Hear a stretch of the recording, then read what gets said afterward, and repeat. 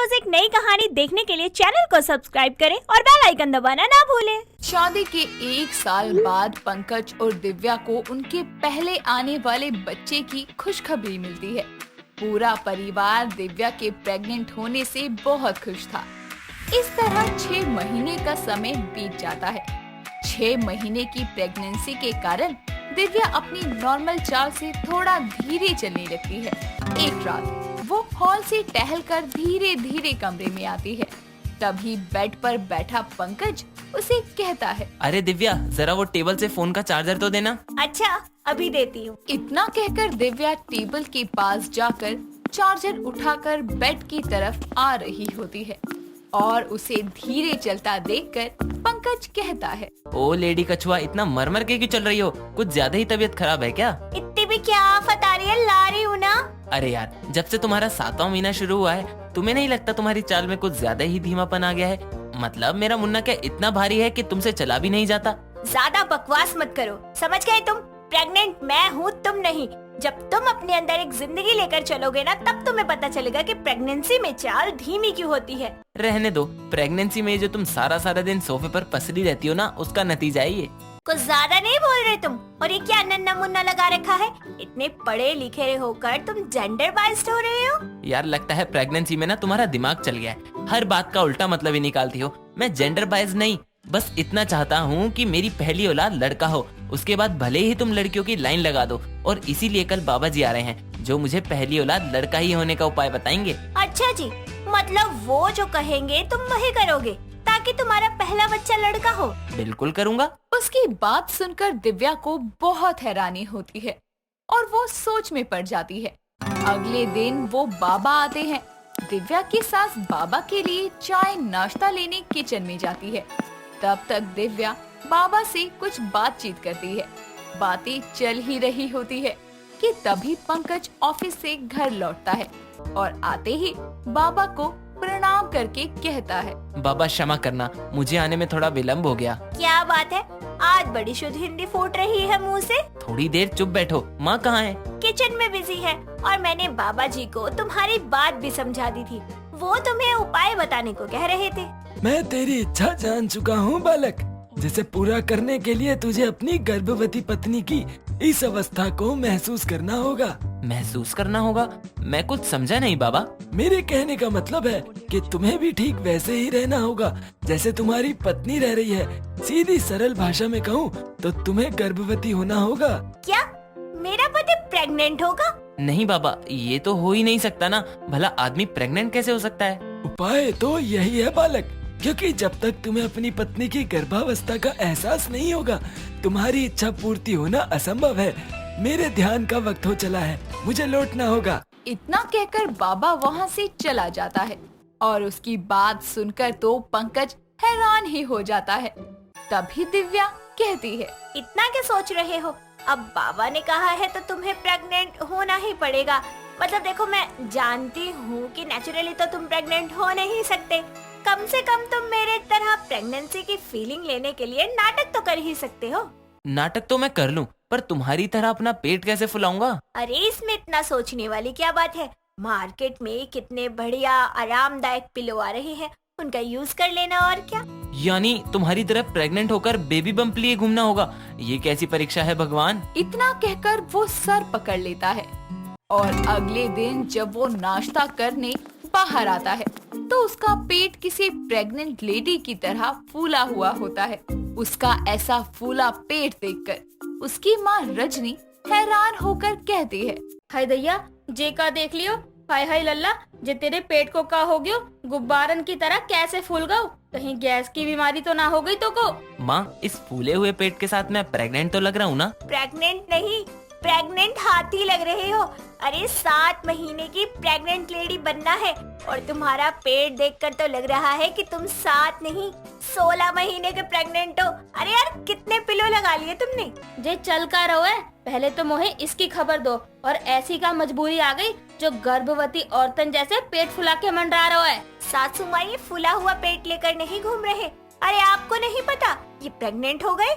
हाय मोरी मैया, जे का बकवास कर रही है बहू? पेट से तो तू है, और भला एक दिन में ये कौन सा चमत्कार हो गया जो ये पेट से हो गया? ये सब का है, मुझे तो कुछ समझ नहीं आ रहा हो। माँ मैं आपको बाद में बताऊंगा, अभी मुझे ऑफिस के लिए लेट हो रहा है। रुक जा नालायक, ऐसे जाओगे काम पे? अरे नास पिटे, गली मोहल्लन के लोग देखेंगे तो क्या सोचेंगे कि रजनी की बहू की जगह बाको छोरा भी पेट से हो गयो। हाँ, ऐसे कैसे जा रही हो कमरे में? चलो तुम्हारा पेट ठीक करती हूँ। इतना कहकर दिव्या उसे अपने साथ कमरे में ले जाती है और उसका पेट अपने बेबी बम के बराबर कर देती है और उसे ऑफिस भेज देती है और साथ ही अपनी सास को सब बताती है। तकिया लगाए जब वो ऑफिस पहुंचता है तो उसे देखकर सभी हंस हंस कर लोटपोट हो जाते हैं। ऐसे ही 2 हफ्ते बीत जाते हैं। एक दिन वो अपने कैबिन में चुपचाप बैठकर काम कर रहा होता है। तभी उसका बॉस आता है जो कुछ दिन की छुट्टी के बाद ऑफिस आया था। वो कैबिन में आता है, तभी चेयर से उठते वक्त पंकज का पेट टेबल से टकरा जाता है। ओए माँ, गुड मॉर्निंग सर। सो मिस्टर पंकज, कौन सा महीना चल रहा है? 10वां सर। क्यों? आम आदमियों के लिए 10वां चल रहा है ना। तुम अपना बताओ, प्रेग्नेंट जो हो गए हो ना अचानक से। जी वो 7वां। ओहो, फिर तो तुम्हें मैटरनिटी लीव भी देनी पड़ेगी मुझे। क्यों? यहाँ मेरी जिंदगी मेरे साथ कम खेल रही है कि अब बॉस भी चालू हो गए। सर वो बात ऐसी है। अरे मिस्टर पंकज, तुम खड़े क्यों हो गए? इस हालात में ज्यादा देर खड़े नहीं रहते। टेक योर सीट एंड कोई दिक्कत हो, कुछ भी चाहिए हो तो मेरे पास बिल्कुल मत आना। इतना कहकर बॉस वहाँ से चला जाता है। समय बीतता है। ऐसे ही पंकज उस पिलो वाले पेट के साथ अपनी नॉर्मल लाइफ गुजारता है। एक दिन उसकी पड़ोसन कलावती घर आती है तो देखती है कि पंकज एक प्लेट में इमली लिए खाते हुए टहल रहा है। अरे रजनी, कहाँ है तू? ये ले, मैं तेरी बहू के लिए गोंद के लड्डू लाई हूँ। बहू के साथ साथ अपने इस छोरे को भी खिला दियो। हाँ आंटी चिंता मत कीजिए, अपने बेबी के लिए मैं तो कुछ भी खा लूंगा। इसका तो पता नहीं, लेकिन मैं जहर जरूर खा लूंगी। कलावती, आ कमरे में, तुझसे कुछ बात करनी है। तभी रजनी कलावती को अपने साथ कमरे में ले जाती है। उधर दिव्या अपनी कमर पकड़े हॉल में आती है और पंकज से कहती है, पंकज जी जरा पिलो पास करना। वो पिलो नहीं, मेरा बच्चा है। पूरे 2.5 महीने मैंने उसका बोझ अपने पेट पर ढोया है, तुम उसे पिलो नहीं कह सकती। ओ प्रेग्नेंट पतिदेव, तुम्हारा पिलो नहीं, सोफे पे पड़ा हुआ पिलो। यार दिव्या मैं थक गया हूँ, इस पिलो से ऐसा लगता है कोई बोझ लेकर घूमता हूँ अपने साथ। क्या हुआ? बस 1.5 महीने में ही थक गई, वो भी रूई जैसे हल्के तकिए के वजन से। तुम तो बड़े कमजोर निकले। रहने दो, कमजोर तो मुझे कहना मत। 1.5 महीने इस पेट के साथ ऑफिस, मार्केट, गली मोहल्ले सब जगह गया हूँ। पता भी है कितना अजीब लगता है जब मुझे प्रेग्नेंट आदमी कहकर बुलाते हैं। और तो और मेरा ये पेट न जाने कितने दरवाजों से टकराया है। इससे मुझे एक बात तो समझ आ गई है कि क्यों भगवान ने हम मर्दों को बच्चे पैदा करने की जिम्मेदारी नहीं दी। अच्छा क्यों? यार क्योंकि हम खुद तो संभलते नहीं, बच्चा क्या संभालेंगे। हाँ, ये तो भगवान को भी पता था कि अगर उन्होंने मर्दों को प्रेग्नेंट होने का मौका दे दिया होता ना, तो वो दोस्तों में बैठकर पैग लगाकर नशे में कहता, भाई आज तेरा भाई प्रेग्नेंट हुआ है। और प्रेग्नेंट होने की बात तो देखी भी जाए, 9 महीने कैसे गुजरते। बस करो, मैं इमेजिन भी नहीं कर सकता। सही में यार कितनी स्ट्रॉन्ग हो तुम, ये मैं अब समझा। यही तो समझाना था तुम्हें, तभी तो अपने पति को प्रेग्नेंट बनवाया। क्या मतलब? मतलब कि बाबा से मैंने ही कहा था ये वाला उपाय करवाने के लिए, ताकि तुम्हें समझ आए कि मुझे कितनी तकलीफ होती है। ये सुनकर वो हक्का बक्का रह जाता है और गुस्से में कुछ कहने ही वाला होता है कि तभी दिव्या को पेन शुरू हो जाता है और उसी हालत में अपनी माँ के साथ वो दिव्या को हॉस्पिटल लेकर पहुँचता है, जहाँ नर्स पंकज को देखकर कहती है, ओ जीसस, प्रेग्नेंट मैन, तुम डिलीवरी के लिए आया है क्या? अरे यार मुझे नहीं, मेरी बीवी को देखिए आप, इस तकिए को निकालना ही पड़ेगा। इतना कहकर वो अपने शर्ट से पिलो निकाल देता है। कुछ देर बाद नर्स उसे जुड़वा बच्चे होने की खुशखबरी देती है, जिनमें एक लड़का एक लड़की होती है। उन्हें देखकर पंकज और रजनी खुशी से फूले नहीं समाते।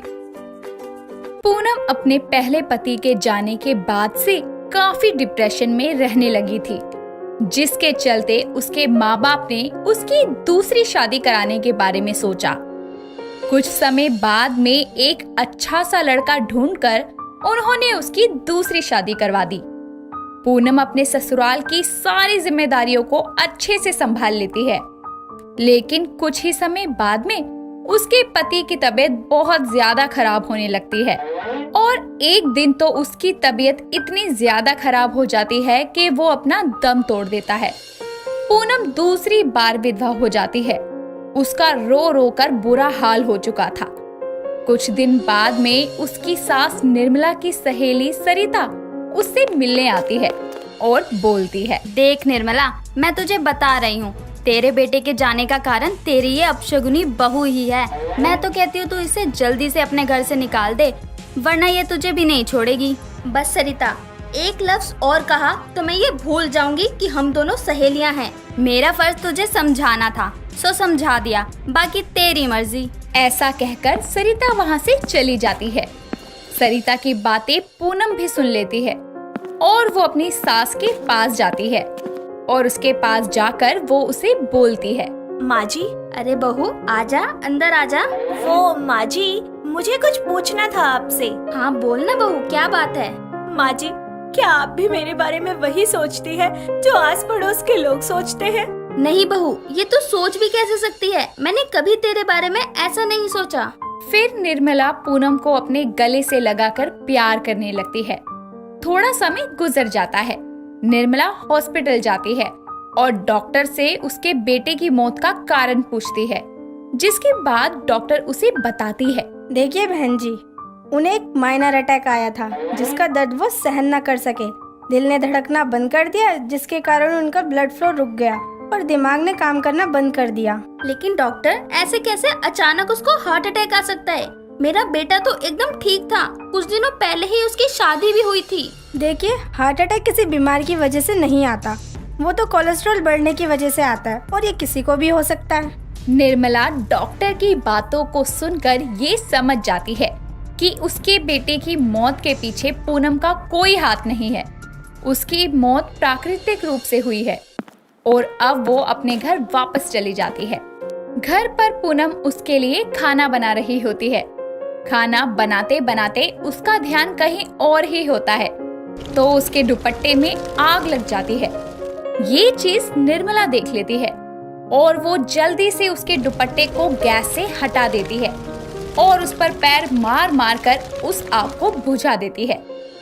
जिसके बाद पूनम से वो बोलती है, बहू, तेरा ध्यान कहाँ है? मुझे माफ कर दीजिए माँ जी। अरे बहू, तू फिर से रोने लग गई। चल, तू मेरे साथ कमरे में चल, थोड़ा आराम करेगी तो तुझे अच्छा लगेगा। जिसके बाद निर्मला पूनम को उसके कमरे में लेकर जाती है और बेड पर लिटा देती है। जिसके बाद वो उसके पास बैठती है और उसके सर पर हाथ फेरने लगती है और हाथ फेरते फेरते वो उसे बोलती है, मैं जानती हूँ बहू, अकेले रहना कितना मुश्किल होता है, पर तू चिंता मत कर, मैं हमेशा तेरे साथ हूँ। कुछ देर बाद पूनम गहरी नींद में सो जाती है। उसके सोने के बाद निर्मला घर के कुछ काम खत्म करती है और फिर अपने कमरे में बैठकर खुद से बोलती है, मैं पूनम को ऐसे घुट-घुट कर जीते नहीं देख सकती, मुझे उसके लिए कुछ तो करना ही होगा। ऐसा कहकर वो भी सो जाती है। अगले दिन पूनम घर का सारा काम जल्दी से खत्म कर लेती है। जिसके बाद वो निर्मला को नाश्ता भी करवा देती है। फिर निर्मला पूनम से बोलती है, बहू, मुझे जरा किसी काम से बाहर जाना है तो तू घर का और अपना ख्याल रखियो, ठीक है? अरे माँ जी, आप बेफिक्र होके जाइए, मैं अपना और घर का अच्छे से ख्याल रखूंगी। निर्मला घर से बाहर चली जाती है और बाहर जाकर वो खुद से बातें करते हुए बोलती है, हे भगवान, बस मेरी बहू का ध्यान रखना जब तक मैं आ नहीं जाती, बस कुछ गड़बड़ ना हो जाए। ऐसा कहकर निर्मला वहाँ से चली जाती है और सीधा एक मंदिर में जाकर रुकती है। असल में वो मंदिर इसीलिए गई थी ताकि वो पूनम की कुंडली पंडित जी को दिखा सके और उनसे पूछ सके कि आखिर पूनम की जिंदगी में ये सब गम के बादल आखिर कब जाकर हटेंगे। निर्मला पंडित जी के पास जाती है और उसे बोलती है, प्रणाम पंडित जी। कल्याण हो, कहो क्या बात है? पंडित जी, मैं यहाँ अपनी बहू के लिए आई हूँ, उसकी जिंदगी में कुछ भी अच्छा नहीं हो रहा, आप कुछ उपाय बताइए ना। उसकी जन्म कुंडली लेकर आई हो? ये लीजिए पंडित जी। पंडित जी पूनम की कुंडली को पढ़ने लगते हैं और कुंडली पढ़ने के बाद वो निर्मला को बताते हैं, देखो तुम्हारी बहू मांगलिक है, जिसकी वजह से उसकी जिंदगी में ये दुख के बादल छाए हुए हैं। ये आप क्या कह रहे हैं पंडित जी? मैं सच कह रहा हूँ, इसीलिए तुम्हारा बेटा भी तुमसे दूर हो गया। सिर्फ इतना ही नहीं, उसका पहला पति भी इसी कारण से मर गया। जब तक उसकी शादी एक मांगलिक लड़के से नहीं होगी, तब तक उसकी जिंदगी में सुधार नहीं आ सकता। मतलब मेरी बहू की तीसरी शादी करवानी होगी? और कोई विकल्प भी नहीं है। थोड़ी देर बाद में निर्मला सरिता की बातों के बारे में सोचने लगती है, पर वो खुले विचारों वाली एक पढ़ी लिखी महिला थी, इसीलिए उसने ऐसा वैसा सोचना सही नहीं समझा। पर जैसा पंडित जी ने कहा था, पूनम की शादी किसी मांगलिक लड़के से करवा दी जाए तो फिर उसकी जिंदगी से गम के बादल हट जाएंगे और उसकी जिंदगी बदल जाएगी। जिसके बाद वो एक बार फिर से पंडित से पूछती है, पंडित जी, आपने मंजिल दिखाई है तो वहाँ तक पहुँचने का रास्ता भी बता दीजिए। आप ही कोई अच्छा सा मांगलिक लड़का दिखा दीजिए। मेरी नजर में एक लड़का है तो सही, पर क्या पंडित जी? वो अकेला रहता है, उसके घर वाले नहीं हैं। आपकी बहू उसके साथ रह पाएगी या नहीं, बस यही समस्या है। आप एक बार मुझे उससे मिलवा दीजिए, बाकी सब मैं देख लूंगी। पंडित जी उस लड़के को निर्मला से मिलवाने का अगले हफ्ते का टाइम देते हैं। एक हफ्ते बाद वो लड़का निर्मला के घर उसे मिलने आता है। वो गेट पर खड़े होकर घंटी बजाता है। पूनम दरवाजा खोलती है और उससे पूछती है, जी आप कौन? जी मेरा नाम आकाश है और मैं यहाँ निर्मला जी से मिलने आया हूँ। ओ अच्छा, माँ जी से मिलना है आपको? हाँ जी, वो घर पर हैं। जी वो घर पर ही है, आप बैठिए, मैं उन्हें बुला कर लाती हूँ। पूनम आकाश को अंदर लेकर जाती है और उसे ले जाकर ड्राइंग रूम में बिठा देती है। जिसके बाद वो अपनी सास के कमरे में चली जाती है और जाकर पूनम निर्मला से बोलती है, माँ जी आपसे कोई मिलने आया है। कौन है बहू? कोई आकाश है। अच्छा वो आ गए। एक काम कर बहू, तू उनके लिए चाय नाश्ता बना, मैं अभी आती हूँ। ठीक है माँ जी। पूनम आकाश के लिए नाश्ता बनाने लग जाती है। इतने में ही निर्मला उसके पास आती है और वो निर्मला से बोलता है, नमस्ते आंटी जी। जीते रहो बेटा। तुम खड़े क्यों हो, बैठो ना। वो दोनों बैठकर बातें करने लगते हैं। पूनम उनके लिए कुछ खाने को लेकर आती है। नाश्ता रखकर वो वहाँ से जाने लगती है। तभी निर्मला उसे बोलती है, बहू तू भी यहीं बैठ जा हमारे साथ। अरे नहीं माँ जी, आप लोग बातें कीजिए, तब तक मैं घर के बाकी काम कर लेती हूँ। अरे काम तो होते रहेंगे, तू यहाँ बैठ मेरे पास। ठीक है माँ जी। देख ये है आकाश और आकाश बेटा ये है पूनम।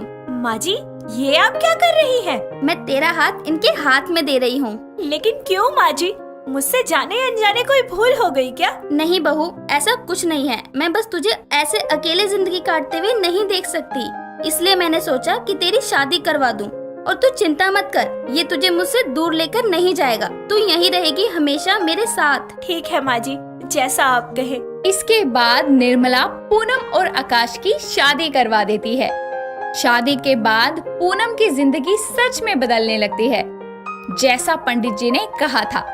कुछ समय बीत जाने के बाद उसकी और आकाश की एक प्यारी सी बेटी होती है और वो सब लोग खुशी खुशी रहने लगते हैं। राधिका एक अमीर घर की बिगड़ी बेटी थी। अपने पिता के कहने पर उसने एक मिडिल क्लास के लड़के मानव से शादी कर ली।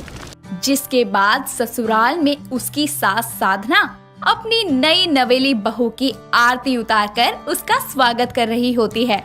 तभी राधिका बोलती है, अरे यार आप लोग ये ड्रामा जल्दी खत्म करो, मुझे थकान हो रही है। अरे बहू ये ड्रामा नहीं, ये रस्म होती है। जब नई नवेली बहू घर आती है तो उसका स्वागत किए बिना उसको अंदर नहीं लाते। तो यार प्लीज ना जल्दी खत्म करो अपनी ये पूजा वूजा। मेरे से ज्यादा देर खड़ा नहीं रहा जाता और ना ही ये धुआं बर्दाश्त हो रहा है। आरती होते ही राधिका अपने कमरे की तरफ चली जाती है। उसके जाते ही मानव अपनी माँ से बोलता है, माँ आपने किस लड़की से मेरी शादी करा दी? इतना घमंड और अकड़ भरी है इसमें, कैसे निभाएगी ये एक आम बहू के फर्ज? बेटा वक्त सब सिखा देता है, वो भी सीख जाएगी। अब पिता के महल से आकर एक छोटे से घर में बसने में समय तो लगेगा ही ना। देखता हूँ माँ, वक्त भी कितना बदल देगा इस घमंड की दुकान को।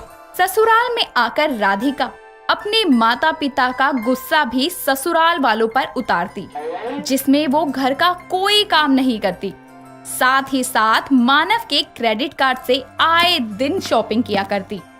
लेकिन एक दिन साधना की तबीयत खराब होने पर वो राधिका से बोलती है। राधिका बहू, आज मेरी थोड़ी तबीयत खराब है, तो तू क्या रात का खाना बना लेगी? ओ हेलो, ये खाना वाना और टिपिकल बहू वाले काम मेरे से नहीं होंगे। मेरे माँ बाप ने मुझे इतने प्यार से इसलिए नहीं पाला कि मैं यहाँ आकर नौकरानियों वाले काम करूँ। पर बहू, ये तो तुम्हारा अपना घर है, तुम्हारा ससुराल है। अब तुमको अपनी पूरी जिंदगी यहीं रहना है। इसी बात का तो रोना है। अगर आप नहीं होती ना तो शायद मैं मानव को लेकर अपने घर में ही रह लेती। राधिका की इस बात से साधना को बहुत ठेस पहुंचती है, लेकिन राधिका को इस बात से कोई फर्क नहीं पड़ता। अगले दिन राधिका अपनी कुछ दोस्तों को घर बुलाती है, जहां वो सब उसको इस छोटे से घर में देखकर हैरान हो जाती हैं।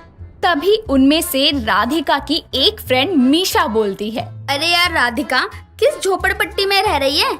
सच्ची यार, तेरी तो किस्मत एक राजा से रंक जैसी हो गई है। यार, ये सब पापा का किया धरा है। उन्होंने ही मुझे इमोशनल ब्लैकमेल करके यहाँ फंसा दिया। तो ऐसा करना, तू अपने पति को लेकर अपने पापा के घर शिफ्ट हो जा। वो माँ का भक्त है, अपनी इस बुढ़िया माँ को छोड़कर कहीं नहीं जाएगा। राधिका अपनी दोस्त के सामने ससुराल की बुराई कर रही होती है। तभी बाहर से मानव आता है और अपने घर में लड़कियों की भीड़ देखकर वो बोलता है। ये सब क्या है? क्या भीड़ लगा रखी है? कौन है ये लोग? तमीज से बात करो, ये सब मेरी दोस्त हैं और भीड़ तो लगेगी ही। इतना छोटा सा घर जो है कि 4 लोग एक साथ खड़े हो जाए तो भी भीड़ लग जाती है। ये कौन है राधिका? दिखने में तो बड़ा ही हैंडसम है यार। Unfortunately he is my husband. ये सब बकवास बंद करो और ये बताओ माँ कहाँ है? चिल्लाने की जरूरत नहीं है, अंदर किसी कमरे में पड़ी होगी, देख लो जाकर। वैसे तमीज की जरूरत तो तुमको है। खैर छोड़ो, तुमको तो मैं बाद में देखता हूँ। मानव इतना बोलकर अंदर चला जाता है, लेकिन उसके जाते ही मीशा राधिका से बोलती है। यार राधिका, तेरा पति तो बहुत हैंडसम है, एकदम माचो मैन। मैं तो कहती हूँ अगर तू खुश नहीं है तो मुझे दे दे। Oh just shut up Misha. तुझे मिर्ची क्यों लग रही है? वैसे भी तुझे तो वो पसंद नहीं है। सच्ची यार, हैंडसम लड़का मिले तो मैं पूरी जिंदगी तेरी बुढ़िया सास की जिम्मेदारी ले लूं। बहुत हुआ, अब निकलो यहाँ से। मेरे साथ रहकर उसकी तरफदारी करने वाले गद्दारों की मुझे कोई जरूरत नहीं है। जा रही हूँ राधिका, पर तेरे अंदर किस चीज की अकड़ है? तेरे जिद्दी होने की वजह से ही तेरे पापा ने तुझे एक मिडिल क्लास के पल्ले बांध के अपना पीछा छुड़वा लिया, और तेरा पति तो तुझे एक नजर प्यार से देखता तक नहीं है। कुछ भी तो नहीं है तेरे पास, फिर किस चीज का घमंड है तुझे? You bitch, get out of my house. Misha की बातें राधिका को तीर की तरह चुभती है और वो खुद को कमरे में बंद करके अपने कमरे को तहस नहस कर देती है और साथ ही साथ जोर जोर से चिल्लाते हुए बोलती है। I don't need anyone, everyone is a traitor। मेरे पापा ने भी मुझे धोखा दिया और अब मेरे दोस्तों ने भी। राधिका के चिल्लाने की आवाज से साधना घबरा जाती है और वो मानव से बोलती है। बेटा, बहू के पास जाना, वो परेशान होगी, कहीं खुद को वो कुछ कर ना ले। माँ, वो खुद को दुख देने वालों में से नहीं है, दूसरों को देती है। बाप के लाड प्यार ने पहले सर चढ़ाया और आज जब उसी सर से फिसलकर नीचे गिरी है तो उसको बर्दाश्त नहीं हो रहा। पर बेटा, अब वो तेरी पत्नी है और तुझे उसके सुख दुख में उसका साथ देना चाहिए। माँ, उस दिन जब आपकी तबीयत खराब थी तो क्या उसने आपका साथ दिया? नहीं ना। इसीलिए करने दो जो कर रही है, अपने आप चिल्ला चिल्ला के शांत हो जाएगी। पर बेटा, मैंने तुझे ये नहीं सिखाया कि किसी को दुख में देखकर हम ये सोचे कि उसने हमारे साथ बुरा किया तो हम भी उसके साथ बुरा ही करें। ठीक है माँ, मैं जा रहा हूँ। मानव राधिका के कमरे में जाता है, जहाँ सारा सामान इधर उधर फैला होता है और राधिका एक कोने में बैठकर रो रही होती है। जिसके बाद मानव बड़े प्यार से उसके पास जाकर बैठता है और उसे टिश्यूज देते हुए बोलता है। अब चीजों पर गुस्सा उतार लिया हो तो मेरी बात ध्यान से सुनना। तुम मेरी बीवी हो, मानता हूँ तुम यहाँ खुश नहीं हो, लेकिन हमारी खुशियाँ हमारे हाथ में होती हैं। अगर हम हमेशा किसी चीज की कमी महसूस करके रोते रहेंगे तो वो कमी बढ़ेगी ही, कम नहीं होगी। मुझे किसी चीज की कमी नहीं है, सब कुछ है मेरे पास। दौलत है, शोहरत है, सब है। लेकिन रिश्ते नहीं हैं। इंसान को पैसे का घमंड नहीं, रिश्तों का घमंड करना चाहिए, क्योंकि किसी जगह जाकर पैसों का अंत मुमकिन है लेकिन रिश्तों का नहीं। पर मेरे बेरुखे बर्ताव की वजह से सब मुझसे दूर हो गए। मम्मी, पापा, माँ जी और कौन? मैं? हाँ तुम। मानती हूँ मुझे तुमसे प्यार नहीं था, लेकिन जब मेरी दोस्त ने तुम्हें ले जाने की बात की तो मुझे गुस्सा आने लगा। मैं पागल सी हो गई। वो इसलिए कि तुम बाहर से भले जितनी खड़ूस बन लो, पर तुम्हारे अंदर भी जज्बात हैं जो वक्त आने पर तुम्हारे ऊपर हावी हो जाते हैं। इसीलिए उनको खुद ही स्वीकार करो। चीजें आसान हो सकती हैं। मैं तुम्हारे साथ हमेशा हूँ, बस एक बार तुम कोशिश तो करो। राधिका मानव की बातें सुनकर पछतावे की आग में जलने लगती है और उसे गले लगाकर बोलती है, मानव, क्या माँ जी मुझे माफ करेंगी? इसका जवाब तुमको खुद मिल जाएगा। चलो मेरे साथ। मानव राधिका को लेकर अपनी माँ के कमरे में जाता है, जहाँ साधना अपनी बहू का मायूस चेहरा देखकर उसे गले लगा लेती है। ये देखकर राधिका बोलती है, माँ जी मुझे माफ कर दीजिए। अपने घमंड के चलते मैंने आपको कितना गलत बोला। जाने अनजाने में आपको मर जाने तक के लिए बोल दिया। मैं बहुत शर्मिंदा हूँ। अरे बेटी भी भला माँ से माफी मांगती है क्या? मैंने आज तक कभी भी तुझे बहू नहीं माना और ना ही आगे मानूंगी। तू मेरी बेटी है और बेटी ही रहेगी। दोनों सास बहू एक बार फिर से एक दूसरे के गले लग जाती है।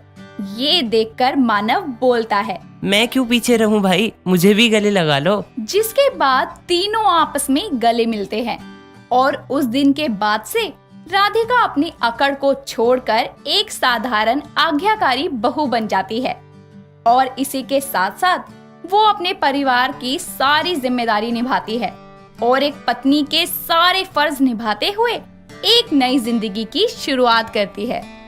दोस्तों, अगर आपको ये कहानी पसंद आई तो इसे लाइक करें, शेयर करें और कमेंट करके बताएं कि कहानी में आपको सबसे अच्छा क्या लगा।